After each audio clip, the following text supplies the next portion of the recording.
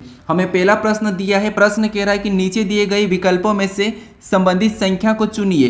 यानी यहाँ पर जिस प्रकार 12 का संबंध 18 से दिया है उसी प्रकार 10 का संबंध किससे होगा ये हमें बताना है। ठीक है, तो ये हमारा नंबर एनालॉजी का प्रश्न है। तो हम सबसे पहले यहाँ पर ये पता करेंगे कि इस 12 से 18 कैसे लिखा है, उसी प्रकार हम यहाँ पर 10 का बताएंगे। ठीक है, तो यहाँ पर देखिए सबसे पहले अगर हम संख्या को ध्यान से देखेंगे तो संख्या हमारे पास यहाँ पर छोटी संख्या है। ठीक है, तो यहाँ पर हम क्या करेंगे देखेंगे, जिससे अगर हम यहाँ पर 12 से 18 की ओर जाते हैं तो यहाँ पर कितना प्लस हो रहा है, तो यहाँ पर 12 में 6 प्लस करके बताया। ठीक है, 12 में कितना 6 प्लस करके बताया है। अगर हम सेम तरीके से 10 का बताते तो यहाँ पर हम क्या करेंगे, इसमें भी 6 प्लस कर लेंगे।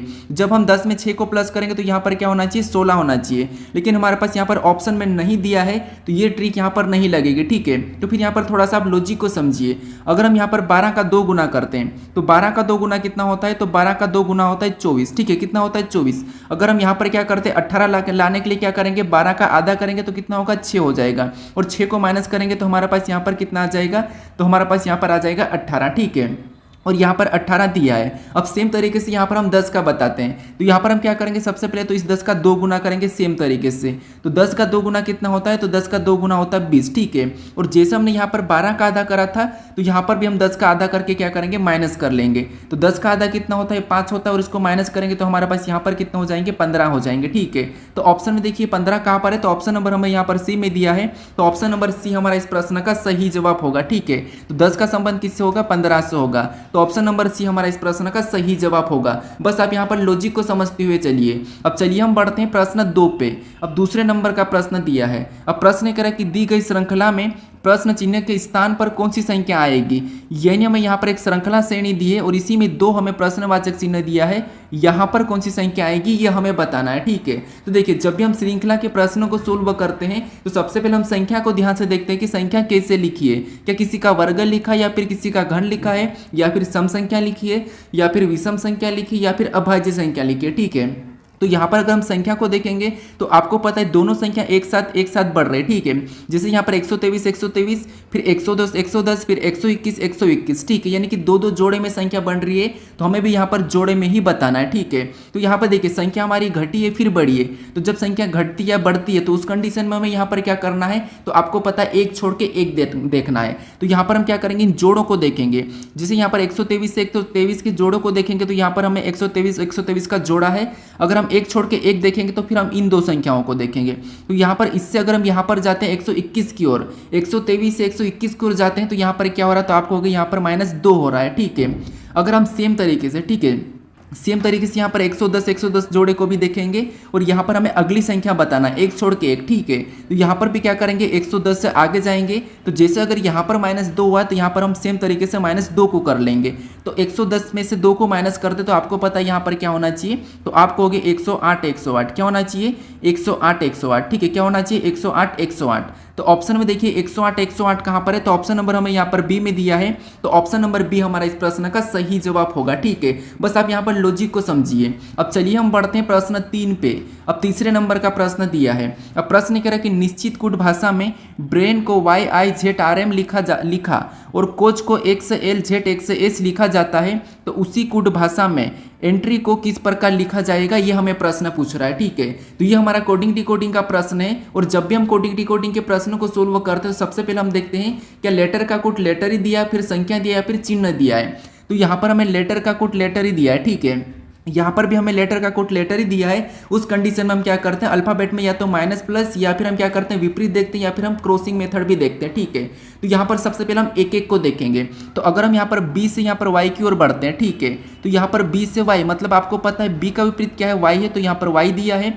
अब देखिए आर से हम आई को देखेंगे, तो आर का विपरीत आपको पता है आई होता है और यहाँ पर आई दिया है। ए का विपरीत जेड होता है, जेड यहाँ पर दिया है। आई का विपरीत आर होता है तो यहाँ पर आर दिया है। एन का विपरीत एम होता है तो यहाँ पर एम दिया है। मतलब यहाँ पर कूट क्या बनाया, इनका विपरीत बनाया। ठीक है, तो आपको अल्फाबेट में विपरीत भी याद होना चाहिए। अब देखिए उसके बाद अगर हम यहाँ पर कोच का सेम पता करते हैं, तो यहाँ पर भी देखिए सी का विपरीत एक्स है तो एक्स दिया है। ओ का विपरीत एल, यहाँ पर एल है तो एल भी दिया है।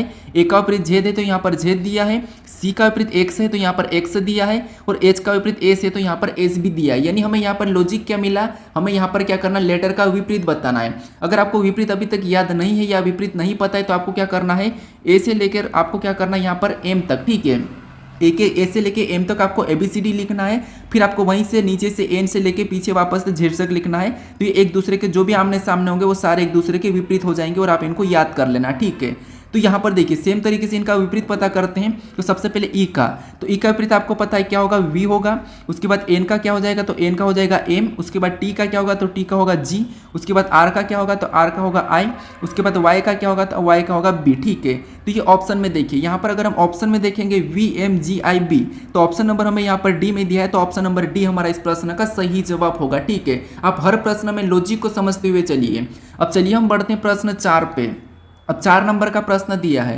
अब प्रश्न करें कि दिए गए 4 संख्या समूहों में से 3 किसी तरह से संगत है और एक असंगत है, असंगत का चयन कीजिए। यानी हमारे पास यहाँ पर 4 विकल्प दिए, इनमें संख्या समूह है, ठीक है। इनमें से 3 किसी न किसी तरह से संगत है लेकिन एक असंगत है, उसी का हमें यहाँ पर क्या करना है, चयन करना है, ठीक है। सिंपल सी बात है कि 3 विकल्प एक जैसे लेकिन एक अलग है, उसका ही हमें यहाँ पर चयन करना है। तो यहाँ पर हमें संख्या दी है, ठीक है। तो संख्या में देखिए यहाँ पर पहली संख्या हमारी छोटी है और उससे दूसरी संख्या बड़ी है। यहाँ पर भी पहली संख्या छोटी, दूसरी संख्या बड़ी, तो इस कंडीशन में यहाँ पर क्या करेंगे, वर्ग या घन देखेंगे, ठीक है। तो यहाँ पर अगर देखेंगे तो यहाँ पर जो 361 है, ठीक है, ये क्या है, तो ये 19 का वर्ग है, ठीक है। उसके बाद अगर हम यहाँ पर यानी यहाँ पर 19 का वर्ग दिया है, अगर यहाँ पर 23 की बात करेंगे तो 23 का भी यहाँ पर वर्ग होना चाहिए, लेकिन 23 का वर्ग तो यहाँ पर 539 यानी कि 529 होता है, ठीक है। तो ये तो गलत है, ठीक है। यहाँ पर वर्ग नहीं है, यहाँ पर क्या है, तो यहाँ पर वर्ग नहीं है, यहाँ पर वर्ग है। फिर अगर हम यहाँ पर देखेंगे तो 28 का वर्ग 784, मतलब ये भी सही है, ठीक है। क्या है, तो ये भी सही है कि 28 का वर्ग 784 होता है, मतलब यहाँ पर भी इसका वर्ग दिया है। फिर हम यहाँ पर देखेंगे 17 का 289, मतलब ये भी इसका वर्ग दिया है। लेकिन यहाँ पर 23 का वर्ग 529 होता है, इसका वर्ग क्या होता है, 529 होता है, मतलब ये वर्ग दिया है, यहाँ पर वर्ग दिया है, लेकिन यहाँ पर नहीं दिया है। तो ऑप्शन बी हमारा इनसे अलग है, तो यही हमारा यहाँ पर क्या होगा, असंगत होगा, और ऑप्शन बी हमारा इस प्रश्न का सही जवाब हो जाएगा, ठीक है। अब चलिए हम बढ़ते हैं प्रश्न 5 पे। अब 5 नंबर का प्रश्न दिया है। अब प्रश्न करें कि निम्नलिखित में से कौन सा वेन आरेख निम्नलिखित वर्गों के बीच संबंध को सही ढंग से दर्शाता है, ठीक है। यानी हमें यहाँ पर 3 शब्द दिए, ठीक है, और इन शब्दों का कौन सा वेन आरेख जो कि सही ढंग से दर्शाता है ये हमें बताना है। तो देखिए हम क्या करते हैं, जब भी वेन डायग्राम के प्रश्नों को सोल्व करते हैं तो मैं आपको बताता हूँ कि सबसे पहले तो आपको क्या करना है, तीनों शब्दों को ध्यान से देखना है कि उनके बीच में आपस में कोई संबंध है या नहीं है। तो यहाँ पर आपको परसा ईर्ष्या क्या है, भय क्या है और भावना क्या है, तो आप जानते हो, ठीक है। फिर आपको प्रश्नों को आसानी से सोल्व करने के लिए क्या करना है, एक एक शब्द का डायग्राम बनाना है। तो यहाँ पर हम क्या करते हैं, सबसे पहले मान लो ईर्ष्या का डायग्राम बना लेते हैं, ठीक है। तो यहाँ पर हमने क्या किया, ईर्ष्या का डायग्राम बना लिया, तो ये हमने उसका डायग्राम बना लिया। उसके बाद फिर हम यहाँ पर क्या करेंगे, दूसरे शब्द का बनाएंगे जो कि हमें यहाँ पर दिया है भय। अब भय का डायग्राम बनाने से पहले आपको ये देखना है कि आपने ईर्ष्या का डायग्राम बनाया क्या इनका भय से कोई संबंध है या नहीं है। तो इन दोनों शब्दों का आपस में कोई संबंध नहीं है, क्योंकि ईर्ष्या अलग होती है और भय अलग होता है, ठीक है। ईर्ष्या मतलब क्या होता है, तो यानी कि हम किसी पे क्या करते हैं, जलन फील करते हैं, ठीक है। तो भय मतलब डर होता है और ईर्ष्या मतलब जलन होती है, मतलब अपन किसी पे क्या करते हैं, जलते हैं। तो ये दोनों का अलग अलग है, ठीक है। तो इनका डायग्राम कैसा बनेगा, दोनों का तो अलग अलग बन जाएगा। उसके बाद हम यहाँ पर क्या करेंगे, तीसरे शब्द का बनाएंगे जो कि हमें यहाँ पर दिया है भावना। अब भावना का डायग्राम बनाने से पहले हम ये देखेंगे कि जो हमने यहाँ पर भय और ईर्ष्या का डायग्राम बनाया कि इनका भावना से कोई संबंध है या नहीं है। तो जो ईर्ष्या है, ठीक है, ईर्ष्या क्या है, तो ये एक हमारे एक जलन करने वाला, या पर किसी पे जलन करते हैं तो ये भी एक क्या है, भावना के अंदर आता है। और भय भी एक डर है, तो ये भी एक भावना के अंदर आता है। तो दोनों की दोनों भावना के अंदर आएंगे तो भावना का डायग्राम कैसा बनेगा, इनसे बाहर बनेगा, मतलब डायग्राम कैसा बनेगा, कुछ इस टाइप से बनेगा, ठीक है। तो ऑप्शन में देखिए, तो ऑप्शन नंबर हमें यहाँ पर ए में दिया है, तो ऑप्शन नंबर ए हमारा इस प्रश्न का सही जवाब हो जाएगा, ठीक है। तो अब हर प्रश्न को क्या करना है, आपको लॉजिक समझना है और प्रश्नों में वीडियो को रोककर सोल्व करने की भी कोशिश करना है, ठीक है। अब चलिए हम बढ़ते हैं प्रश्न 6 पे। अब 6 नंबर का प्रश्न दिया है। अब प्रश्न करें कि दिए गए पैटर्न को ध्यानपूर्वक अध्ययन करें और प्रश्न चिन्ह को ज्ञात करें। यानी हमारे पास यहाँ पर 3 पैटर्न दिए, ठीक है, समान तरीके से, और इनमें हमारे पास यहाँ पर 2 प्रश्नवाचक चिन्ह है। यहाँ पर कौन सी संख्या होगी ये हमें बताना, ठीक है। तो सबसे पहले हमें यहाँ पर अध्ययन करना है कि जो ऊपर स्टार है, ठीक है, इनमें जो संख्या लिखी है दोनों पैटर्न में, ये कैसे लिखी ये हम पता करते हैं, ठीक है। तो आपको पता ही है। अब देखिए यहाँ पर थोड़ा सा लॉजिक को समझिए। हम यहाँ पर क्या करेंगे, ऊपर वाली संख्या को लाने के लिए इन दो संख्याओं के साथ हमेशा कुछ करें कि हमें ऊपर वाली संख्या मिले, ठीक है। यहाँ पर देखिए सबसे पहले अगर हम देखेंगे तो यहाँ पर 12 से 1 की ओर जाएंगे तो छोटी संख्या है, 3 से इधर जाएंगे तो ये बड़ी हो गई। यानी इसका मतलब ये है कि इन संख्याओं को प्लस माइनस करके देखना पड़ेगा। अगर हम यहाँ पर देखिए 12 और 3 को आपस में जोड़ देते तो आपको पता है यहाँ पर कितने हो जाएंगे, 15। और ऊपर देखेंगे अगर हम यहाँ पर तो ये 15 ही दिख रहा है, एक इस यानी कि पहले अक्षर को यहाँ पर, पहले संख्या को यहाँ पर लिखा है, दूसरे को यहाँ पर लिखा। क्या ये सेम तरीके से दूसरे में देखेंगे तो दूसरे में देखिए, अगर यहाँ पर भी सेम तरीके से जोड़ देंगे तो 12 9 कितने होते हैं, तो आप कहोगे 12 9 हमारे पास 21 होते हैं। कितने होते हैं? 21। और यहाँ पर भी पहली संख्या को यहाँ पर लिखा, दूसरी संख्या को यहाँ पर लिखा, यानी यहाँ पर हमारे पास देखिए जोड़ के जो संख्या आती है उनको क्या करना, ऊपर वाले स्टार में अलग अलग लिखना, वैसे ही। ठीक है, तो सेम तरीके से यहाँ पर हम प्रश्नवाचक चिन्ह की जब की संख्या को बता देंगे। तो यहाँ पर हम क्या करेंगे, इसमें संख्या को सबसे पहले नीचे वाली संख्या को जोड़ देंगे। तो 14 8 कितने होते हैं, तो आप कहोगे 14 8 होते हैं 22। कितने होते हैं? 22 होते हैं। ठीक है, तो 14 8 कितने होते हैं? 22 होते हैं। और हम क्या करेंगे, इनको ऊपर उठा के लिख लेंगे। तो पहले स्टार में 2 होगा, दूसरे में भी 2 होगा। तो ऑप्शन में 2 2 देखिए, तो ऑप्शन नंबर हमें यहाँ पर ए में दिया है, तो ऑप्शन नंबर ए हमारा इस प्रश्न का सही जवाब होगा। ठीक है, ये पिछली एनटीपीसी में पूछा गया था प्रश्न। ठीक है, तो यहाँ पर अब प्रश्न के सोल्व करने के बस लॉजिक समझ दिए। अब चलिए हम बढ़ते हैं प्रश्न 7 पे। अब 7 नंबर का प्रश्न दिया है। अब प्रश्न कह रहा है कि एक ही पासे की दो अवस्था दी गई है, संख्या 3 के विपरीत सतह पर क्या होगा, ये हमें प्रश्न पूछा है। ठीक है, अब ये हमारा पासे का प्रश्न है, और मैं आपको बताया था कि जब भी आपको एक से अधिक पासा दिया जाता है तो वहां पर क्या करना है, कॉमन देखना है। ठीक है, तो मैं आपको बताया था कल के प्रैक्टिस सेट में।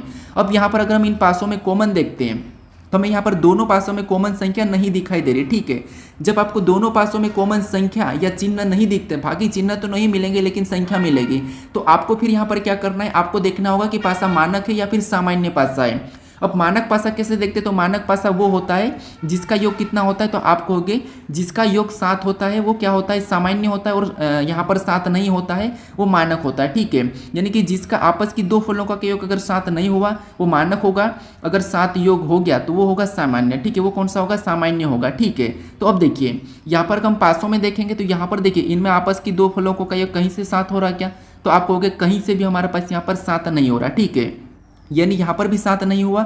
इसमें भी देखेंगे तो यहाँ पर इधर जोड़ेंगे तो कितना हुआ, 9 हुआ, इधर जोड़ेंगे तो 11, इधर जोड़ेंगे तो 8, यानी दोनों में यहाँ पर 7 नहीं हुआ है। ठीक है, तो दोनों में 7 नहीं हुआ, इसका मतलब क्या है, ये एक मानक पासा। ठीक है, अब मानक पासा हम क्या करते हैं, मानक पासा में किसी भी संख्या का विपरीत बताते हैं तो वहाँ पर क्या होता है, उस संख्या में हम क्या करते हैं, यानी कि उस संख्या को हम 7 में से घटा लेते हैं। ठीक है, तो मान लो मानक पासा में किसी संख्या का विपरीत बता रहे हैं, तो हम यहाँ पर मान लो किसका, हमें 3 का पूछा तो हम यहाँ पर 3 का बता रहे हैं, तो 3 को क्या करेंगे, 7 में से घटा लेंगे। तो जब हम 3 को 7 में से घटाएंगे तो कितना बचेगा, 4 बचेगा। ठीक है, तो 3 का विपरीत क्या निकला, 4। तो 4 ऑप्शन में देखिए, तो ऑप्शन नंबर डी हमारे इस प्रश्न का सही जवाब हो जाएगा। ठीक है, अगर आपको मान लो इसी में 2 का विपरीत बताना है तो आपको क्या करना है, 7 में से 2 को घटा लेना है। तो जब हम 7 में से 2 को घटा लेंगे, ठीक है, 7 में से 2 को घटाएंगे तो कितना बचेगा, 5, मतलब यानी कि 2 का विपरीत क्या हो जाएगा, 5 हो जाएगा। ठीक है, तो मानक पासे में आपको क्या करना है, जब भी किसी का विपरीत बताना है तो वहां पर आपको 7 में से घटा लेना है। अगर सामान्य हुआ तो आपको हमेशा जो नहीं दिखाई दे रहा है वो आपको संभावना होगा। ठीक है, अब चलिए हम बढ़ते हैं प्रश्न 8 पे। अब 8 नंबर का प्रश्न दिया है। अब प्रश्न करें कि वर्ष 2024 में 52 सप्ताह और पी दिन थे, तो पी का मान क्या होगा, ये हमें प्रश्न पूछ रहा है। ठीक है, ये कैलेंडर का प्रश्न है। अब देखिए ये प्रश्न पूछे गए, वो प्रश्न आपको मैं करवा रहा हूँ, बाकी मैं आपको जो कोड यूज करते हैं अपन वो भी मैं आपको बताऊंगा। ठीक है, तो यहाँ पर देखिए सबसे पहले हमें करा कि वर्ष 2024 में 52 सप्ताह और पी दिन थे, तो पी का मान बताना, हमें यहाँ पर पी का मान बताना। ठीक है, तो यहाँ पर सबसे पहले आप 2024 को समझिए, जो 2024 है, ठीक है, ये क्या है, तो आप कहोगे ये एक लीप वर्ष है। क्या है, ये लीप वर्ष है। और आपको पता है लीप वर्ष में क्या होता है, 2 दिन एक्स्ट्रा बढ़ता है। ठीक है, क्या होता है, 2 दिन एक्स्ट्रा बढ़ता है, क्योंकि 52 सप्ताह तो होता है। ठीक है, 52 सप्ताह तो होता है प्लस 2 दिन भी होते हैं। ठीक है, 52 सप्ताह प्लस 2 दिन, तो पी का मान क्या हो जाएगा, 2 हो जाएगा। ठीक है, पी का मान क्या हो जाएगा, 2 हो जाएगा। तो ऑप्शन में देखेंगे तो ऑप्शन नंबर हमारा यहाँ पर कौन सा वाला, बी वाला सही जवाब होगा। ठीक है, अगर आपको यहाँ पर मान लो 2023 दिया जाता है, अगर 2023 दिया होता है तो फिर आपको यहाँ पर क्या होगा, तो फिर आपका यहाँ पर जवाब होगा 1। क्या होगा, 1 हो जाता है। ठीक है, क्योंकि लीप वर्ष में 2 बढ़ते हैं और सामान्य में 1 दिन बढ़ता है। ठीक है, तो यहाँ पर लीप वर्ष दिया था, तो ऑप्शन नंबर बी हमारा इस प्रश्न का सही जवाब हो जाएगा। ठीक है, अब चलिए हम बढ़ते हैं प्रश्न 9 पे। अब 9 नंबर का प्रश्न दिया है। अब प्रश्न करा कि यदि आज मंगलवार है तो आज से 64वां दिन कौन सा होगा, ये पर हमें प्रश्न पूछ रहा है। अब देखिए मैं जितने भी प्रैक्टिस सेट आपको मैं यहाँ पर करवाऊंगा, कोई सी भी टाइप आपको रिपीट नहीं मिलेगी, हर प्रश्न आपको अलग टाइप से देखने को मिलेगा, ताकि आपकी सारी टाइप रिविजन हो जाए। ठीक है, यानी कि सारी टाइप के प्रश्न आप सीख सको। तो यहाँ पर देखिए हमें यहाँ पर ये कह रहा है कि यदि आज मंगलवार है तो आज से 64वां दिन कौन सा होगा, वो हमें पूछ रहा है। ठीक है, तो तो यहाँ पर देखिए सबसे पहले हमें 64वां दिन निकालना, तो आपको पता है 64 में क्या करना है, 7 से भाग दे देना। क्यों 7 से भाग देना, क्योंकि हर एक हफ्ते में 7 दिन होते हैं, ठीक है। तो हम यहाँ पर 7 से काट लेंगे, तो 7 से काटेंगे तो कितनी बार में जाएगा, तो आपको हो गए 7 नाम 63, ठीक है। शेष कितना बचा, तो आपको हो गए एक शेष बचा, एक शेष बचा। तो इसको क्या करेंगे यहाँ पर, हमें यहाँ पर होगा कहा, तो यहाँ पर हम क्या करेंगे, इस मंगलवार में जोड़ देंगे। तो मंगलवार में एक दिन जोड़ेंगे तो आपको पता क्या हो जाएगा, तो आपको हो गए वेडनेसडे, ठीक है। क्या हो जाएगा, वेडनेसडे मतलब बुधवार होगा। तो बुधवार ऑप्शन में देखिए, तो ऑप्शन नंबर हमें यहाँ पर सी में दिया है, तो ऑप्शन नंबर सी हमारा इस प्रश्न का सही जवाब हो जाएगा, ठीक है। अब चलिए हम बढ़ते हैं प्रश्न 10 पे। अब 10 नंबर का प्रश्न दिया है। अब प्रश्न कर कि भारत पश्चिम की ओर मुख करके खड़ा है, उसकी घड़ी में 2 बजे हैं, घंटे वाली सुई किस दिशा की ओर इंगित करेगी, यह हमें प्रश्न पूछ रहा है, ठीक है। यहाँ पर देखिए प्रश्न घड़ी का है, लेकिन हमें यहाँ पर दिशा भी पता होना चाहिए। अब देखिए घड़ी के भी बहुत सारे टाइप में मैं हर टाइप करवाऊंगा, क्योंकि कल के प्रैक्टिस सेट में आपको पता है दूसरी टाइप थी, जो कि घंटे और सुई की डिग्री, जो कितने डिग्री का कोण बनता है वो थी। आज ये दूसरी टाइप है, ठीक है।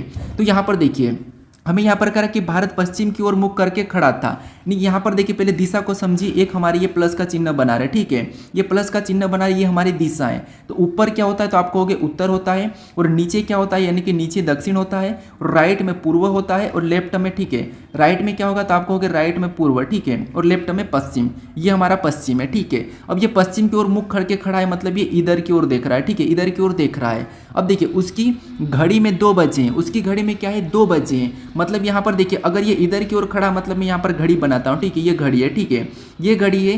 तो यहाँ पर कह रहा है कि उसकी घड़ी में 2 बजे, मतलब ये घड़ी है। अब 2 बजे तो घंटे वाली सुई किस दिशा की ओर इंगित करेगी, ये हमें प्रश्न पूछ रहा है। तो जब अगर हम देखिए, मान लो अगर हम इधर घूम के टाइम देखेंगे, तो हमेशा हम क्या करते हैं, 12 जो हमारे सामने होता है, इसका मतलब ये कि 12 यहाँ पर रहेगा, 12 वाला, उसके बाद ठीक है। तो 12 अगर यहाँ पर, तो 1 2 यहाँ पर रहेगा, उसके बाद इधर 11 होगा, यहाँ पर 10 होगा, वैसे यहाँ पर 6 होगा, इधर 3 होगा, ये घड़ी है, ठीक है। तो क्या यहाँ पर 2 बजी थी, कितनी 2 बजी थी, मतलब यानी घंटे की ये कि ये यहाँ पर घंटे वाली सुई इधर होगी, और यहाँ पर 12 बजे मतलब ये मिनट वाली है, ठीक है। तो हमें यहाँ पर पूछा कि घंटे वाली सुई किस दिशा की ओर इंगित करेगी। तो घंटे वाली सुई यहाँ पर आपको किस दिशा की ओर दिखाई दे रही, तो यहाँ की जो बीच की दिशा है, ठीक है, ये कौन सी, तो आपको हो गया उत्तर पश्चिम में। तो उत्तर पश्चिम की ओर इंगित करेगी। तो ऑप्शन में देखेंगे उत्तर पश्चिम, तो ऑप्शन नंबर हमें यहाँ पर सी में दिया है, तो ऑप्शन नंबर सी हमारा इस प्रश्न का सही जवाब होगा। अगर आप उत्तर की ओर खड़े रहते हैं तो आपको पता है फिर आपकी घड़ी किधर इंगित करती, इधर करती, क्योंकि तब 12 ऊपर की ओर रहता है, ठीक है। तो जिस भी दिशा में आप खड़े हो उसी दिशा के सामने आपको यहाँ पर 12 बजती हुई दिखाई देती है, ठीक है। तो ऑप्शन नंबर सी हमारा इस प्रश्न का सही जवाब हो जाएगा। अब चलिए हम बढ़ते हैं प्रश्न 11 पे। अब 11 नंबर का प्रश्न दिया है। अब प्रश्न कह रहा है कि CJHQ और W ने एक चुनाव लड़ा है, और उसमें से प्रत्येक को अलग अलग संख्या में मत प्राप्त हुए। H को J से अधिक लेकिन W से कम मत प्राप्त हुए। W को केवल एक व्यक्ति से कम मत प्राप्त हुए, तो C को सबसे कम मत प्राप्त हुए। तो निम्न में से किसे सर्वाधिक मत प्राप्त हुए, यह हमें प्रश्न पूछ रहा है, ठीक है। तो ये एक प्रकार का रैंकिंग वाला प्रश्न है, ठीक है। कौन सा है, रैंकिंग वाला। अब देखिए सबसे पहले आपको यहाँ पर देखिए, जब भी आपको यहाँ पर देखिए कोई किसी का वजन हो या कम ज़्यादा का प्रश्न आए, तो आपको यहाँ पर क्या करना है, जो मैं तरीका बता रहा हूँ उससे सोल्व करना है, ठीक है। सबसे पहले प्रश्न को समझिए। प्रश्न कह रहा है कि CJHQ और W ने एक चुनाव लड़ा है, ठीक है, एक चुनाव लड़ा है, और उनमें से प्रत्येक को अलग अलग संख्या में मत प्राप्त हुए, ठीक है। यहाँ तक तो ठीक है। अब आगे देखिए, अगर हम आगे देखेंगे तो यहाँ पर आगे देखेंगे तो हमें यहाँ पर क्या दिया है, तो आपको होगा यहाँ पर हमें H को जैसे अधिक मिला है, ठीक है। यहाँ पर देखिए जो H है, H को जैसे अधिक मिला है, मतलब अधिक, H को जैसे अधिक, मतलब यहाँ पर हम देखेंगे ये H है, ठीक है। H को J से अधिक, तो ये H बड़ा है, और J से अधिक तो हम यहाँ पर J को नीचे ले लेंगे, ठीक है, ये J है। यानी H को J से अधिक मिला तो यहाँ पर ऊपर मतलब बड़ा है, ठीक है। उसके बाद आगे देखेंगे तो लेकिन W से कम प्राप्त, यानी H को J से तो अधिक लेकिन W से कम, मतलब W इससे भी ज़्यादा हो जाएगा, तो W को हम और ऊपर लेंगे, ठीक है। अब आगे पढ़ेंगे तो W से कम मत प्राप्त हुए, और W को केवल एक व्यक्ति से कम मतलब कम मत प्राप्त हुए, ठीक है, एक व्यक्ति से कम। इसका मतलब ये कि W से भी कोई ज़्यादा एक लिया होगा, तो वो कौन है, तो आप कहोगे मान लो यहाँ पर हमें अभी कहानी है, ठीक है। उसके बाद यहाँ पर कह रहा है कि C को सबसे कम मत प्राप्त हुई है, मतलब C को सबसे कम, इसका मतलब ये कि C यहाँ पे हो जाएगा, और एक व्यक्ति W से ज़्यादा, मतलब अब कौन बचा, तो हमारे पास Q बचा, तो Q यहाँ पर बड़ा हो जाएगा, ठीक है, सबसे ज़्यादा Q हो जाएगा, तो ये हमारा Q होगा। अब देखिए एक बार प्रश्न को वापस से पढ़िए।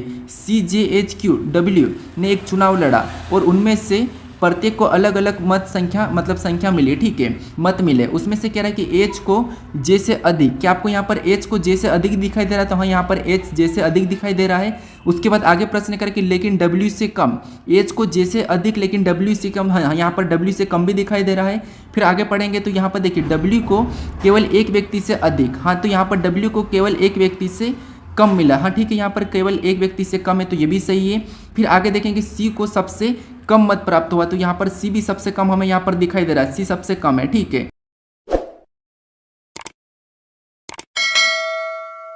अब हमें यहाँ पर पूछ रहा है कि निम्न में से किसे सर्वाधिक मत प्राप्त हुए, तो निम्न में से किसे सर्वाधिक मत प्राप्त हुए, तो वो है क्यू को हुए। किसको हुए? क्यू को हुए। तो ऑप्शन में देखिए क्यू कहाँ पर है, तो ऑप्शन नंबर ए में दिया है, तो ऑप्शन नंबर ए हमारा इस प्रश्न का सही जवाब होगा, ठीक है। तो आपको कम ज़्यादा वजन हो या कुछ भी हाइट का हो या फिर मत का हो, तो आपको क्या करना है, कुछ इस टाइप से प्रश्न को सोल्व करना है। अब चलिए हम बढ़ते हैं प्रश्न 12 पे। अब 12 नंबर का प्रश्न दिया है। अब प्रश्न करा कि यदि एक्स वाई की बहन है, जेड वाई की माँ है, ए जेड का पिता है और बी ए की माँ है, तो एक्स का ए से क्या संबंध है, ये हमें प्रश्न पूछ रहा है, ठीक है। तो देखिए ये हमारा ब्लड रिलेशन का प्रश्न है और रक्त संबंध के प्रश्न को हम कैसे सोल्व करते हैं, थोड़ा सा बेसिक्स समझिए। जिससे सबसे पहले मान लो ये आप खुद हो, ठीक है, ये आप खुद हो, और जब आप खुद हो, ठीक है, अगर प्रश्न में कहा कि आपसे कोई बड़ा कहा, आपसे कोई बड़ा यानी कि आपका पिता का, तो आपका पिता को आप क्या करना है, ऊपर लिखना है क्योंकि वो आपसे बड़ा है। उसके बाद क्योंकि जनरेशन, यहाँ पर जनरेशन काम करते, क्योंकि जहाँ आप जनरेशन में हो और आपका पिता का मतलब वो तो आपसे बड़ी जनरेशन का है, तो इसका मतलब उसको ऊपर लिखना है। फिर अगर आपका भाई का तो आपको आपकी जनरेशन का है तो आपको आपके साथ लिखना है, अगर आपकी बहन का तो उसको भी आपके साथ में ही लिखना है, ठीक है। उसके बाद यहाँ पर अगर आपको बेटा का, आपका बेटा का, तो उसको आपको नीचे लिखना है क्योंकि वो आपकी छोटी जनरेशन का है। अगर आपकी दादी या दादा का तो फिर आपको उसके पापा से भी ऊपर लिखना है, ठीक है, ये तरीका याद रखना। अब देखिए यहाँ पर हम देखेंगे तो प्रश्न करा कि यदि एक्स वाई की बहन है, अब यहाँ पर कह रहा है कि एक्स वाई की बहन है, तो यहाँ पर देखिए एक्स जो क्या है वाई की बहन है, तो यहाँ पर हम क्या करेंगे, एक्स वाई की बहन को बना लेते हैं। अब एक्स वाई की बहन है मतलब इसको माइनस लगा लेते हैं, माइनस मतलब लड़की, ठीक है, यानी कि ये क्या है, महिला है, और जहाँ प्लस लगाएंगे वो पुरुष हो जाएगा। तो एक्स वाई की बहन है तो हमने यहाँ पर एक्स वाई की बहन बना लिया। उसके बाद अब आगे पढ़ेंगे तो जेद वाई की माँ है, जेद क्या है, तो जेद वाई की माँ है, वाई की माँ है मतलब कौन है, जेद। तो हम वाई को, जहाँ पर जेद को कहाँ पर लिखेंगे, तो आप कहोगे वाई की माँ है मतलब ऊपर जाएगी, तो यहाँ पर हम ऊपर लिखेंगे, ठीक है। तो जो जेद है वो वाई की माँ है तो हम ऊपर लिखेंगे, तो यहाँ पर हम जेद को लिखेंगे, और क्या है, माँ है, तो ये भी एक महिला है, तो यहाँ पर हम माइनस का चिन्ह लगा लेंगे। उसके बाद अब आगे प्रश्न कह रहा है कि ए जेद का पिता है, ए जो क्या है वो जेद का पिता है, ठीक है, तो यहाँ पर ए को और ऊपर लिखेंगे क्योंकि ये जेद का पिता ए है, तो ए को हम और ऊपर लिखेंगे, ठीक है। अब पिता है तो यहाँ पर ये क्या है, पुरुष है, तो हम प्लस लगा लेते हैं। अब उसके बाद अब आगे प्रश्न करेगी और बी ए की माँ है, अब बी क्या है, तो बी ए की माँ है, ठीक है। ए की माँ कौन है, तो आप कहोगे बी है, तो बी को हम कहाँ लिखेंगे, तो ए से भी ऊपर लिखेंगे क्योंकि ये इसकी माँ है, ठीक है। तो यहाँ पर जगह नहीं तो मैं थोड़ा सा ऊपर लिखता हूँ, तो बी जो ए की माँ है तो यहाँ पर बी को और ऊपर लिखेंगे, ठीक है। तो बी क्या है, तो बी ए की माँ है, तो यहाँ पर हम महिला है तो माइनस लगा देते हैं, ठीक है, बी ए की माँ है। अब देखिए अब प्रश्न करें कि तो एक्स का ए से क्या संबंध है, यहाँ पर आप गलती कर देते हो, ठीक है। आप इतना सब कुछ करने के बाद भी आप यहाँ पर क्या करते हैं, रिलेशन बताने में गलती करते हैं। तो यहाँ पर कह रहा है कि एक्स का ए से क्या संबंध है, तो मैं बताया था कि जहाँ पर भी से लगा वहाँ से आपको उल्टा बताना है। तो से हमारे यहाँ पर ए के बाद लगा है, ठीक है, यानी ए का एक्स क्या लगेगा हमें ये बताना है। तो आप कहोगे ए का एक्स क्या लगेगा, तो यहाँ पर ए का एक्स क्या लगेगा, तो यहाँ पर देखिए मान लो एक्स तुम खुद हो, ठीक है, तुम एक्स हो, एक्स तुम हो, ठीक है, और तुम्हारे यहाँ पर देखिए ये अगर ये तुम्हारा वाई कौन है, तो भाई या बहन है। अब देखिए यहाँ से देखिए ऊपर देखिए ये कौन है, तो आप कहोगे ये हमारी माँ है, जेद क्या है, माँ है, और ये माँ का पिता है, ये कौन है, अपनी माँ का पिता है, ठीक है। तो अपनी माँ का पिता का अपन क्या लगेंगे, तो यहाँ पर देखिए ऑप्शन में देखिए, अब ऑप्शन में कह रहा है कि माँ की बहन, क्या अपन, अब यहाँ पर देखिए ए का एक्स क्या लगेगा, तो ए का एक्स क्या, ए का एक्स क्या माँ की बहन लगेगा क्या, तो नहीं, ये तो गलत है। उसके बाद क्या पिता की माँ लगेगा, तो ये भी गलत है। क्या बेटी लगेगी, तो ये भी गलत है, ठीक है। तो जो एक्स है ये क्या लगेगा, तो बेटी की बेटी लग रही है, ठीक है। एक्स कौन है, तो ये इसकी ए की बेटी है, ठीक है, ए की बेटी जेठ है और इसकी बेटी एक्स है, तो ये बेटी की बेटी है। तो ऑप्शन नंबर डी हमारा इस प्रश्न का सही जवाब होगा, ठीक है। कौन सा होगा, ऑप्शन नंबर डी। तो जहां पर भी से लगा वहां से आपको उल्टा बताना है। अब चलिए हम बढ़ते हैं प्रश्न 13 पे। अब 13 नंबर का प्रश्न दिया है। अब प्रश्न करें कि रिया अपने घर से स्कूल के लिए पूर्व में 3 किलोमीटर चलती है, किमी मतलब किलोमीटर चलती है, और दाएं मुड़कर 4 किलोमीटर चलती है और स्कूल पहुंच जाती है। तो बताइए घर और स्कूल की दूरी क्या है। यहाँ पर कह रहा है कि बताइए घर और स्कूल की दूरी क्या है, ये हमें प्रश्न पूछ रहा है। तो ये हमारा प्रॉपर दिशा और दूरी का प्रश्न है, ठीक है। तो यहाँ पर देखिए सबसे पहले आपको पता है दिशा कैसी होती है, तो कुछ इस टाइप से होती है, ये हमारी दिशा है, ठीक है। ऊपर की ओर उत्तर, नीचे की ओर दक्षिण, और राइट में पूर्व और लेफ्ट में पश्चिम, ठीक है, ये हमारी दिशा है। अब देखिए प्रश्न करा कि रिया अपने घर से स्कूल के लिए पूर्व की ओर 3 किलोमीटर चलती है, ठीक है। तो मान लो यहाँ से रिया चलना शुरू करा है, ठीक है, और यहाँ पर क्या करा पूर्व की ओर 3 किलोमीटर। तो यहाँ से मान लो चली तो पूर्व किधर है, इधर है। तो यहाँ से चलना शुरू करा तो पूर्व की ओर इधर 3 किलोमीटर, ठीक है। तो ये हमने 3 किलोमीटर पूर्व की ओर चलाया। उसके बाद आगे कह रहा कि दाएं मुड़कर 4 किमी चलती है, यानी कि 4 किलोमीटर चलती है। जब रिया यहाँ से चली तो यहाँ पर पहुंची और यहाँ से दाएं मुड़ी, तो इसका दायां किधर होगा, तो आप कहोगे नीचे होगा। और नीचे कितना चली, तो आप कहोगे 4 किलोमीटर चली है, ठीक है। नीचे कितना चली, 4 चली है, और स्कूल पहुंच जाती है, ठीक है, यानी यहाँ पर ये स्कूल पहुंच गई, ठीक है, स्कूल पहुंच गई। अब कह रहा है कि तो बताइए घर और स्कूल की दूरी क्या है। तो देखिए हमें यहाँ पर पूछ रहा है कि ये वाली दूरी क्या है, ये हमें प्रश्न पूछ रहा है, ठीक है, ये वाली दूरी, ना कि हमें यहाँ पर कुल पूछा है और कितनी चली ये भी नहीं पूछा है। हमें यहाँ पर एरिया के घर और स्कूल की दूरी पूछा है। तो जब भी हम क्या करते हैं ये वाली दूरी निकालते तो हम क्या करते हैं, इसका वर्ग और इसका वर्ग करके हम क्या करते हैं, जो संख्या आती है वो किसका वर्ग, यानी कि पाइथागोरस प्रमेय लगाते हैं, ठीक है। यानी यहाँ पर क्या करते हैं हम कर्ण बराबर लंब का वर्ग प्लस आधार का वर्ग करते हैं, ठीक है।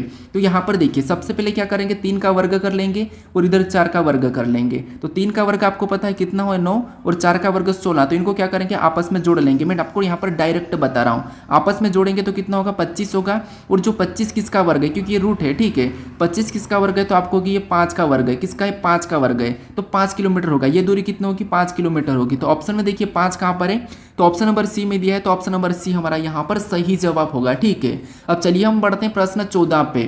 अब 14 नंबर का प्रश्न दिया है। अब प्रश्न करा कि यदि 4 बराबर 64, 3 बराबर 27 और 2 बराबर 8 तो 11 बराबर क्या होगा, ये हमें प्रश्न पूछा है, ठीक है। तो ये भी हमारा कोडिंग डिकोडिंग का ही प्रश्न है। अब देखिए यहाँ पर हमें क्या करना, सबसे पहले आपको पता है जब भी हमें लेटर का कोड लेटर दिया जाता है, जब भी हमें यहाँ पर लेटर का कोड लेटर जब भी हमें यहाँ पर लेटर का कोड संख्या दी जाती है, उस कंडीशन में यहाँ पर क्या करते हैं, उन लेटर को हम संख्या में बदल के देखते हैं, ठीक है। पहला तरीका तो हम ये लगाते हैं। तो यहाँ पर अगर हम यहाँ पर देखिए एप देखेंगे तो एप ABCD में 6 नंबर पे आता है। ओ की बात करेंगे तो ओ हमारा 15 नंबर पे आता है।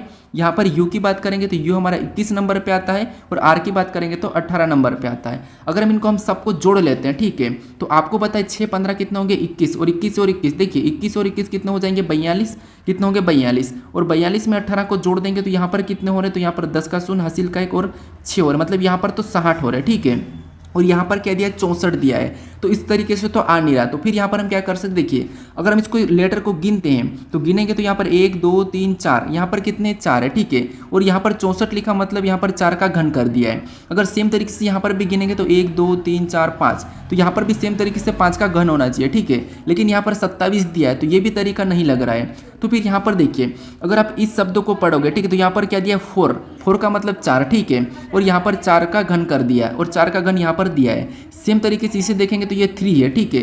तो 3 का भी यहाँ पर क्या करेगा, घन करेंगे, तो 3 का घन कितना होता है, तो आपको कि 3 का घन 27, और 27 भी यहाँ पर दिया है। सेम तरीके से 2 का देखते हैं तो यहाँ पर 2 है, ठीक है, और 2 मतलब 2, और 2 का भी घन करेंगे तो 2 का घन कितना होता है, तो आप कहोगे 2 का घन 8, और यहाँ पर 8 भी दिया है। मतलब जो लिखा है उसी का हमें क्या करना है, घन करना है, ठीक है। तो सेम तरीके से यहाँ पर क्या लिखा है 11, और 11 का हम क्या करेंगे, सेम तरीके से घन कर देंगे। तो 11 का घन कितना होता है, तो आप कहोगे 13 31, 1300 कितना होता है, 31 होता है। तो ऑप्शन में देखिए 1331 कहाँ पर है, तो ऑप्शन नंबर सी में दिया है। तो ऑप्शन नंबर सी हमारा यहाँ पर सही जवाब होगा, ठीक है, क्योंकि कभी कभी आसान सा प्रश्न भी कठिन दिखने लगता है। अब चलिए हम बढ़ते हैं प्रश्न 15 पे। अब 15 नंबर का प्रश्न दिया है। अब प्रश्न कह रहा है कि ऐसी कितनी सम संख्या है जिनके ठीक बाद 3 के गुणज है, ठीक है। हमें यहाँ पर संख्या दी है, जो संख्या हमें यहाँ पर दी है, तो यहाँ पर कह रहा है कि ऐसी कितनी सम संख्याएं हैं जिनके ठीक बाद 3 के गुणज है, ठीक है। तो यहाँ पर हम देखते हैं कि कौन सी संख्या जो 3 के पहाड़े में आ रही लेकिन सम संख्या के ठीक बाद, ठीक है। तो यहाँ पर अगर हम 13 को देखेंगे तो ये हमारी सम संख्या नहीं ले।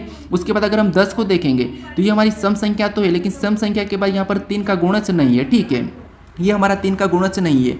फिर आगे देखेंगे तो 25 हमारी सम संख्या नहीं है, ठीक है। फिर और आगे देखेंगे तो 58 हमारी सम संख्या है, और 58 के बाद अगर हम अगली संख्या 3 का गुणज देखेंगे तो हाँ ये 3 का गुणज है, ठीक है। जो 63 ये 3 के गुणज है, मतलब 3 के पहाड़े में आ जाती है, 3 से कट जाती है, तो ये है, ठीक है। उसके बाद और हम यहाँ पर आगे देखेंगे तो 63 तो हमारी कौन सी 3 का गुणज है लेकिन सम नहीं है, तो यहाँ पर 94 को देखेंगे। अब 94 को देखेंगे तो 94 हमारी सम संख्या तो है, लेकिन इसके बाद अगली हमारी 3 का गुणज नहीं है, तो ये भी नहीं होगा, ठीक है। तो केवल हमें यहाँ पर एक ही संख्या मिली, वो क्या मिली 63, तो कितनी मिली 1 मिली। तो ऑप्शन में देखिए 1 कहाँ पर है, तो ऑप्शन नंबर हमें यहाँ पर सी में दिया है, तो ऑप्शन नंबर सी हमारा इस प्रश्न का सही जवाब हो जाएगा, ठीक है। अब चलिए हम बढ़ते हैं प्रश्न 16 पे। अब 16 नंबर का प्रश्न दिया है। अब प्रश्न करा कि यदि Q का अर्थ प्लस और J का अर्थ गुणा और T का अर्थ माइनस और K का अर्थ भागित, तो निम्न का मान क्या होगा, ये हमें प्रश्न पूछ रहा है। ये हमारा गणितीय संक्रिया का प्रश्न है, मैथमेटिकल ऑपरेशन का, ठीक है। तो यहाँ पर हमें क्या करना है कि जो हमें यहाँ पर समीकरण दिए इनमें हमें यहाँ पर लेटर दिए, तो इन लेटर की जगह हमें क्या करना है, चिन्हों को रख के क्या करना है, बोर्डमास रूल पे सोल्व करना है, ठीक है। तो यहाँ पर देखिए सबसे पहले हम यहाँ पर 52 को लिख लेते, तो ये हमने मान लो 52 को लिख लिया, ठीक है।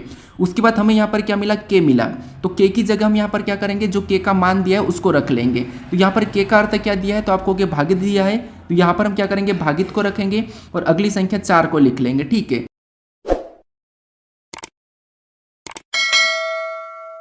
फिर हमें यहाँ पर क्यू दिया है, और क्यू का अर्थ यहाँ पर क्या कहा, प्लस का है, तो यहाँ पर हम प्लस का चिन्ह रखेंगे और अगली संख्या 6 को वापस से लिख लेंगे। फिर हमें अगला जे दिया है, ठीक है, और जे का अर्थ यहाँ पर क्या कहा, गुणा का है, तो यहाँ पर हम गुणे का चिन्ह लगाएंगे और अगली संख्या 12 को वापस से लिखेंगे। उसके बाद अगला हमें यहाँ पर टी दिया है, और टी का अर्थ यहाँ पर क्या कहा, तो टी का अर्थ हमें यहाँ पर माइनस का है, तो यहाँ पर माइनस लगा के अगली संख्या 8 को लिख लेंगे, और बोर्डमास रूल पे अब हम क्या करना है, इस समीकरण को सोल्व करना है, ठीक है। तो अब देखिए बोर्डमास रूल पे सोल्व करते तो आपको पता है सबसे पहले हम भाग देते, फिर गुणा करते, फिर प्लस माइनस, अगर कोष्टक हो तो कोष्टक को भी सोल्व करते हैं, ठीक है। सबसे पहले तो यहाँ पर देखिए अगर हम भाग देंगे तो यहाँ पर कितनी बार में जा रहा है, तो आपको होगी 4 एकम 4, 1 बचा 4 3 12, यानी कि 13 चौक 52, तो 13 बार में गया। उसके बाद हम प्लस का चिन्ह लगा लेंगे, उसके बाद यहाँ पर सीधे गुणा भी कर लेंगे, ठीक है। तो बारचिंग कितने होते हैं, तो आपको कि बारचिंग होते हैं 72, कितने होते हैं, बारचिंग 72 होते हैं, और -8 यहाँ पर उतार लेंगे, ठीक है, -8 हम ऊपर से उतार लेंगे। उसके बाद यहाँ पर हम प्लस कर लेते हैं, तो यहाँ पर अगर हम प्लस करेंगे तो आपको पता है 1 और 7 कितने होते हैं, 8 होते हैं, और यहाँ पर क्या हो जाएगा 2 और 3 कितने होंगे 5, यहाँ पर कितना हो रहा है 85 हो रहा है, कितना हो रहा है 85 हो रहा है, प्लस का है तो प्लस का ही रहेगा, ऊपर से -8 को उतार लेंगे, ठीक है। अब देखिए 85 में से हम क्या करेंगे, अब यहाँ पर क्या करेंगे, 8 को माइनस करेंगे, तो आपको पता है बराबर कितना होगा, तो यहाँ पर होगा 77, कितना होगा 77, 77। तो ऑप्शन में देखिए 77 कहाँ पर है, तो ऑप्शन नंबर हमारे यहाँ पर डी में दिया है, तो ऑप्शन नंबर डी हमारा इस प्रश्न का सही जवाब हो जाएगा, ठीक है। अब चलिए हम बढ़ते हैं प्रश्न 17 पे। अब 17 नंबर का प्रश्न दिया है। अब प्रश्न करें कि निम्नलिखित में से समानता ज्ञात करें, यानी हमारे पास यहाँ पर 4 नाम दिए हैं, ठीक है, इनमें से हमें यहाँ पर समानता ज्ञात करना है। अब समानता मतलब ये है कि चारों की समानता क्या है, तो ये हम ऑप्शन से निकालेंगे। अब आपको यहाँ पर पता है कि गिद्ध क्या होता है, पतंग क्या होती है, चमगादड़ क्या है, चमगादड़ क्या है, फिर उल्लू क्या है, आप तो सभी के बारे में जानते हो। अब हमें यहाँ पर समानता कहा है, हमें यहाँ पर कोई अलग नहीं बताना है, असंगत नहीं बताना है, हमें यहाँ पर समानता ज्ञात करना है, ठीक है। तो यहाँ पर देखिए अगर हम ऑप्शन ए में देखेंगे तो ऑप्शन ए करा कि ये सभी रात्रि में उड़ने वाले पक्षी है। क्या आपको पता है, हाँ ठीक है, पतंग को हम रात में या दिन में उड़ा सकते हैं, ये उड़ने वाला है। क्या गिद्ध रात में उड़ता है क्या, नहीं, ये तो दिन में भी उड़ सकता है। चमगादड़ भी ठीक है, दिन में भी उड़ता है, उल्लू भी दिन में उड़ता है, इसका मतलब ये गलत है, ठीक है। अब हम यहाँ पर दूसरे को देखेंगे, ऑप्शन बी कह रहा है कि ये सभी स्तनधारी है, तो ये तो गलत है क्योंकि यहाँ पर पतंग भी है, तो सभी स्तनधारी नहीं है, क्योंकि पतंग हमारी कोई ऐसी स्तनधारी या कोई जंतु नहीं है, तो इसीलिए पक्षी भी नहीं है, तो ये भी नहीं होगा। फिर हम ऑप्शन सी को देखेंगे, तो ये सभी उड़ सकते हैं, हाँ ये बात सही कि ये सभी उड़ सकते हैं, ठीक है, तो ये तो हमें यहाँ पर सही कह रहा है। ऑप्शन डी को देखेंगे तो कोई समानता नहीं है, तो ये तो गलत भाई, समानता तो है, तो इसलिए ये भी गलत है। ऑप्शन नंबर हमारे यहाँ पर कौन सा वाला, तो सी वाला सही जवाब होगा, ठीक है। कौन सा, ऑप्शन नंबर सी हमारा इस प्रश्न का सही जवाब हो जाएगा। अब चलिए हम बढ़ते हैं प्रश्न 18 पे। अब 18 नंबर का प्रश्न दिया है। अब प्रश्न करें कि दिए गए चित्र में ऐसे कितने व्यक्ति हैं जो कलाकार और कवि नहीं है लेकिन केवल अध्यापक है, ठीक है। इस चित्र को हमें अध्ययन करना है और यहाँ पर बताना है कि ऐसे कितने व्यक्ति जो कलाकार और कवि नहीं है लेकिन केवल अध्यापक है, ठीक है। तो यहाँ पर देखिए सबसे पहले अगर हम यहाँ पर देखेंगे तो जो हमें यहाँ पर वृत्त जैसा दिखाई दे रहा है वर्ग टाइप का, ठीक है, ये वाला, इसके अंदर जितनी भी संख्या वो सभी की सभी अपना आप में क्या है, तो वो है कवि है, ठीक है। फिर यहाँ पर जो हमें त्रिभुज प्रकार का दिखाई दे रहा है आकार का, इसमें जितनी भी संख्या है वो सभी की सभी क्या है, तो आप कहोगे इसमें जितनी भी संख्या है वो सभी की सभी क्या है, तो वो है कलाकार है। ठीक है, वो सभी की सभी अपने आप में कलाकार है। तो हमें यहाँ पर ना तो कवि को लेना है और ना ही हमें यहाँ पर कलाकार को लेना है। ठीक है, दोनों को लेना ही नहीं है। तो इसके अंदर जैसे 8 को भी हटा लेंगे, 6 को भी, 9 को भी, 16 को भी, 19 को भी, 7 को भी, 11 को भी, 5 को भी, क्योंकि ये तो इनके अंदर है और इनका हमें यहाँ पर नहीं कहा है। अब हमें यहाँ पर क्या है कि केवल अध्यापक हो, तो हमें यहाँ पर 2 संख्या दिखाई दे रही है। तो यहाँ पर 15 और हम क्या करेंगे 12 को यहाँ पर प्लस कर लेंगे। तो 15 12 कितने होते हैं, तो आप कहोगे 27 होते हैं। कितने होते हैं, 27 होते हैं। तो ऑप्शन में 27 देखेंगे तो ऑप्शन नंबर डी में दिया है, तो ऑप्शन नंबर डी हमारा इस प्रश्न का सही जवाब हो जाएगा। ठीक है, बस हमें यहाँ पर क्या करना है, इस आकृति का अध्ययन करना है। जब भी आपको ऐसा प्रश्न मिले तो आपको यहाँ पर क्या करना है, आकृति का अध्ययन करके सही जवाब बताना। ठीक है, जैसा प्रश्न कहा वैसा। अब चलिए हम बढ़ते हैं प्रश्न 19 पे। अब 19 नंबर का प्रश्न दिया है। अब ये प्रश्न हमारा कथन निष्कर्ष का है, यानी यहाँ पर हमारा कौन सा है, तो न्याय निगमन का है। ठीक है, यहाँ पर आपको डायग्राम बना के समझना है। इसके 3 टाइप होते हैं, 3 प्रकार के प्रश्न, 3 चैप्टर होते हैं। मैं तीनों करवाऊंगा ताकि आपको पता है कि ग्रुप डी और एनटीपीसी और आरपीएफ कांस्टेबल में एक प्रश्न तो पूछा ही जाता है, कम से कम 2 तो पूछते ही पूछते हैं। ठीक है, तो यहाँ पर देखिए सबसे पहले कथन को समझेंगे। तो कथन कह रहा है कि यहाँ पर सभी वृक्ष वन है, यानी जितने भी वृक्ष है, तो वृक्ष का मैं यहाँ पर वी लेता हूँ, और जितने भी वृक्ष है, ठीक है, जितने भी वृक्ष है वो सभी के सभी क्या है, तो वो वन है। ठीक है, यानी जितने भी वृक्ष है, ठीक है, जितने भी वृक्ष सभी के सभी वन है। तो यहाँ पर क्या करूँगा, मैं वन के अंदर बना लूंगा। ठीक है, तो ये जो क्या वन है, तो यहाँ पर हम क्या करता हूँ, वन को यहाँ पर लिख लेता हूँ। ठीक है, इसके बाद जितने भी वृक्ष है वो सभी की सभी क्या है, तो आपको के सभी की सभी वन है। ठीक है, वो सभी की सभी क्या है, वन है।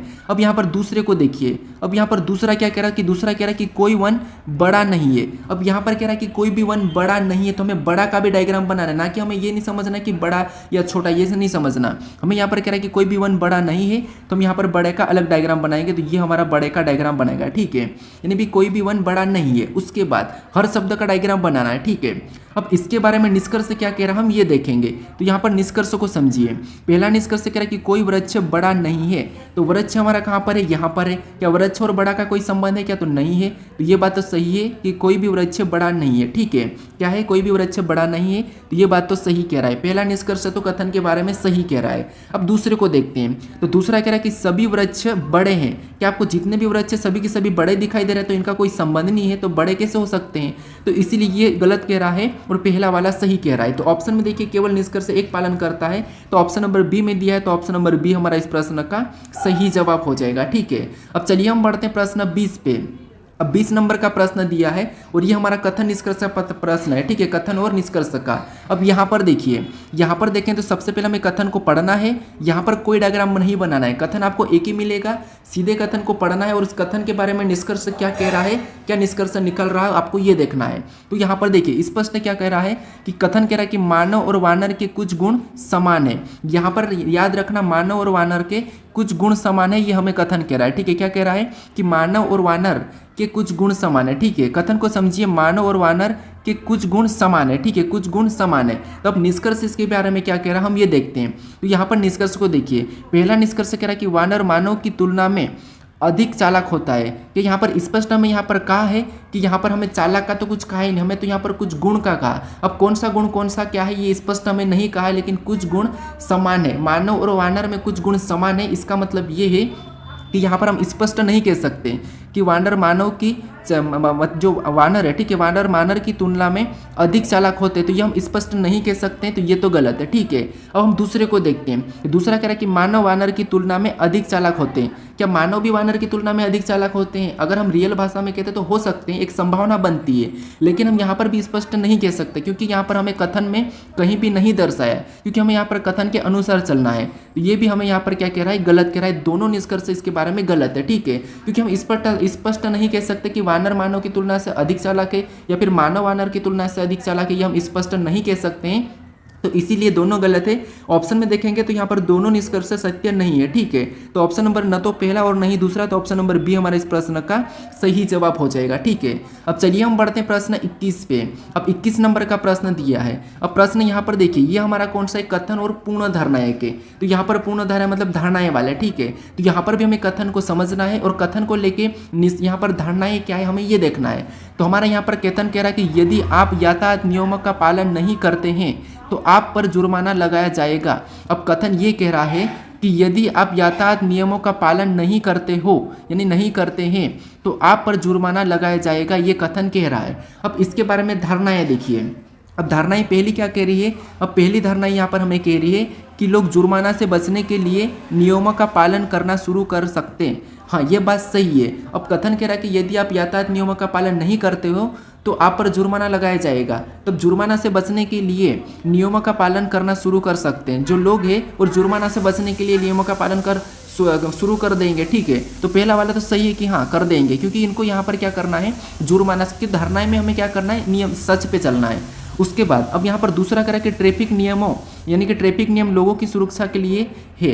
क्या ये ट्रैफिक नियम लोगों की सुरक्षा के लिए है? तो आपको ऐसा तो कुछ नहीं, क्योंकि जो यातायात नियम है ये लोगों की सुरक्षा के लिए नहीं है, स्पष्ट से यहाँ पर सुरक्षा के लिए नहीं है, तो इसीलिए यहाँ पर ये गलत है। ठीक है, पहला यहाँ पर सही जवाब होगा, दूसरा वाला क्या होगा, गलत होगा। तो पहली धारणा सही है, तो ऑप्शन में देखेंगे तो केवल एक निहित है, तो ऑप्शन नंबर ए हमारा इस प्रश्न का सही जवाब हो जाएगा। ठीक है, अब चलिए हम बढ़ते हैं प्रश्न 22 पे। अब 22 नंबर का प्रश्न दिया है। अब प्रश्न करें कि प्रश्न आकृति में दी गई आकृतियों से कौन से उत्तर आकृति बनाई जा सकती है। यानी मैं यहाँ पर एक प्रश्न आकृति दी है और इस आकृति के अंदर जो चित्र दिए इनसे कौन सी उत्तर आकृति बनाई जा सकती है, ये हमें प्रश्न पूछ रहा है। ठीक है, तो यहाँ पर देखिए सबसे पहले हम इस आकृति में देखेंगे तो ऑप्शन में देखेंगे जो यहाँ पर पहली आकृति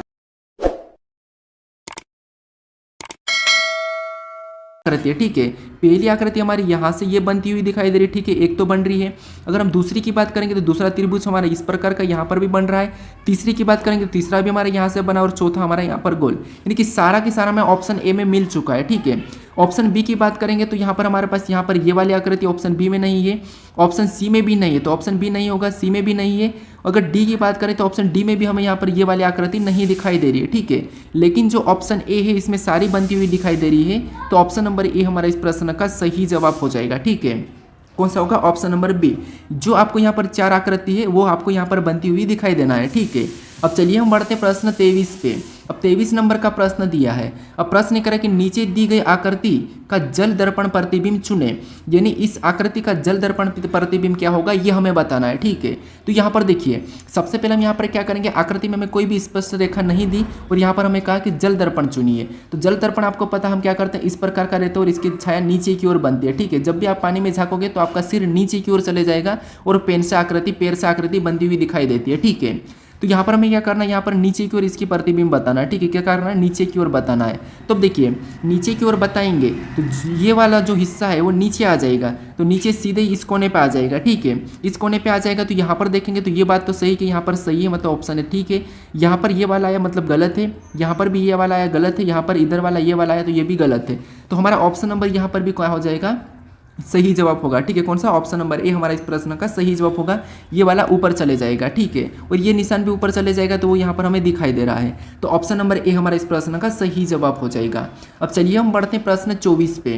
अब 24 नंबर का प्रश्न दिया है। अब प्रश्न करा कि एक घनाभ में कितनी सीधी रेखाएं होती है। हमें यहाँ पर घनाभ नहीं दिया है, हमें सीधे पूछा है कि एक घनाभ में कितनी सीधी रेखाएं होती है। तो सबसे पहले आपको यहाँ पर घनाभ बनाना है। ठीक है, तो यहाँ पर अगर हम घनाभ बनाते हैं तो ये हमने क्या करा, एक घनाभ बना रहा है। ठीक है, ये मैं एक घनाभ बना रहा हूँ और इस घनाभ में कितनी सीधी रेखाएं होती है हमें ये देखना है। ठीक है, तो यहाँ पर अगर हम घनाभ की बात करें तो आपको यहाँ पर एक घनाभ दिखाई दे रहा होगा। ठीक है, अब यहाँ पर कितनी सीधी रेखाएं होती है, तो एक तो ये ऐसा हमारा यहाँ पर एक घनाभ बनता हुआ दिखाई दे रहा होगा। ठीक है, आपको एक घनाभ यहाँ पर बनता हुआ दिखाई दे रहा होगा, तो ये हमने एक घनाभ बनाया। ठीक है, यहाँ पर क्या करा, हमने यहाँ पर एक घनाभ बना लिया। आपको यहाँ पर घनाभ बनता हुआ दिखाई दिया होगा कि ये हमने क्या करा, घनाभ बना लिया। अब देखिए यहाँ पर कह रहा है कि एक घनाभ में कितनी सीधी रेखाएं होती है। ठीक है, कितनी सीधी रेखाएं होती है, तो ये हमने प्रॉपर एक घनाभ बना दिया। घनाभ ऐसा ही होता है। ठीक है, अब देखिए यहाँ पर रेखा को गिनेंगे तो सीधी रेखाएं कितनी होती है, तो एक तो यहाँ पर एक ये हो गई, ये हमारी दूसरी हो गई, ये हमारी तीसरी हो गई, ये हमारी चौथी हो गई, उसके बाद ये हमारी पाँचवीं हो गई, ये हमारी छठी हो गई, ये हमारी सातवीं,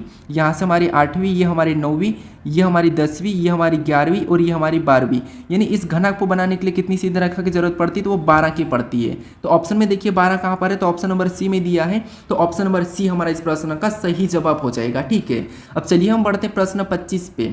अब 25 नंबर का प्रश्न दिया है। अब प्रश्न यहाँ पर देखिए कथन दिया है और यहाँ पर हमें निष्कर्ष दिया है। तो जो कथन में हमें लेटर दिया है और यहाँ पर हमें जो निशान दिया है, इनका मतलब देखिए, कल का जो हमारा 25 नंबर का प्रश्न है वहाँ पर थोड़ा सा मिस्टेक हो गया था। वहाँ पर जो एन था, ठीक है, एन उससे छोटा था, लेकिन आपको मैं वहाँ पर मतलब आई से एन छोटा था, यानी कि आई छोटा था, तो मैं वहाँ पर क्या करा था, बड़ा बता दिया था। तो उस प्रश्न को आप थोड़ा सा सही कर लीजिए, ठीक है। अब यहाँ पर थोड़ा सा प्रॉपर समझिए।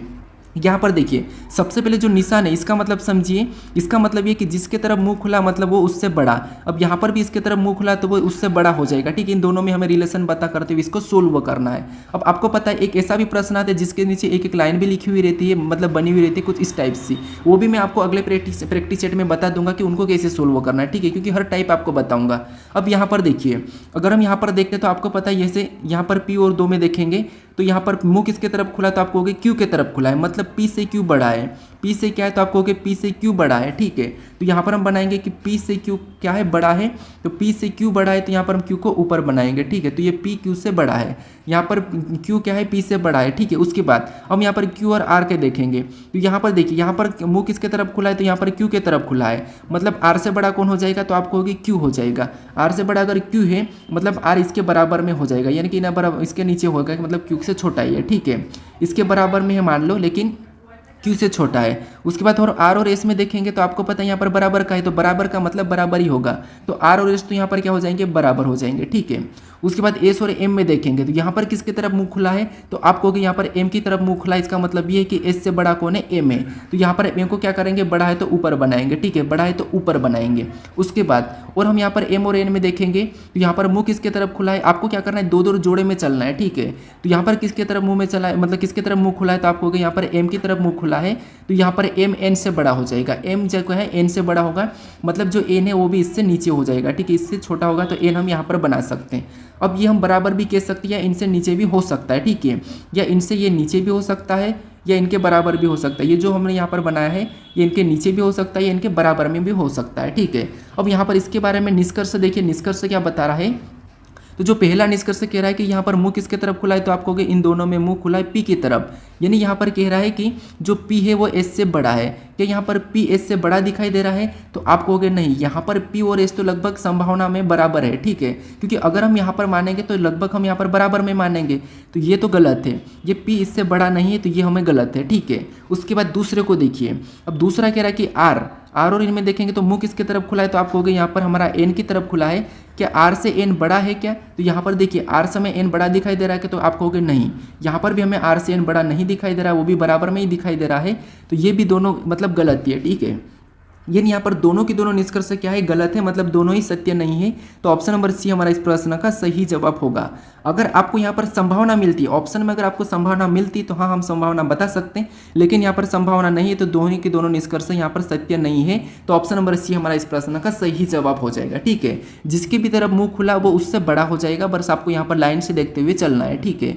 अब चलिए हम बढ़ते हैं प्रश्न 26 की ओर, जो कि आपके लिए टेस्ट क्वेश्चन है, ठीक है। यहाँ पर आपका ये कौन सा है, तो टेस्ट क्वेश्चन है। तो यहाँ पर क्वेश्चन क्या कह रहा है, देखिए हमारा क्वेश्चन कह रहा है कि दी गई श्रृंखला में अगली संख्या ज्ञात करें।